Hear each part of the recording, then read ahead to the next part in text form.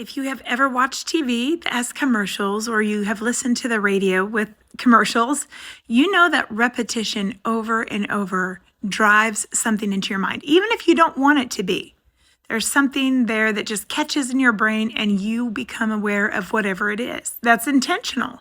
Repetition drives things to memory. So in churches, a lot of times people have found that what they heard about in Sunday school was magically incorporated into worship songs, which magically was also reflected in the sermon.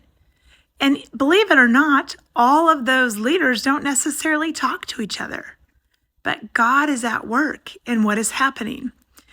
So this isn't just limited to church. I want to share that in my own Bible reading. I've been reading, as many of you know, through the chronological Bible and just exploring God's word in a different way this year as I've moved through it. But what is utterly fascinating to me, and I was just telling this to my husband within the last day, is that often what I'm reading, doesn't matter where I've been, what I'm reading comes up in my different life contexts.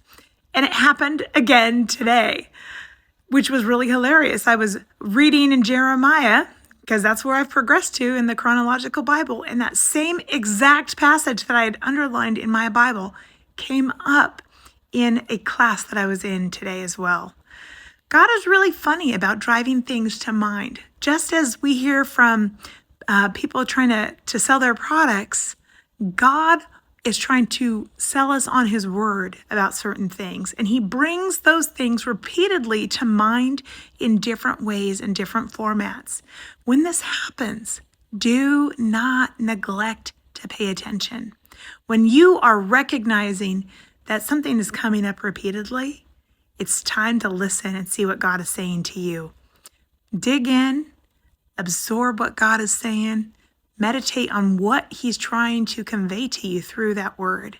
Something to think about as you go about life today. Blessings on you.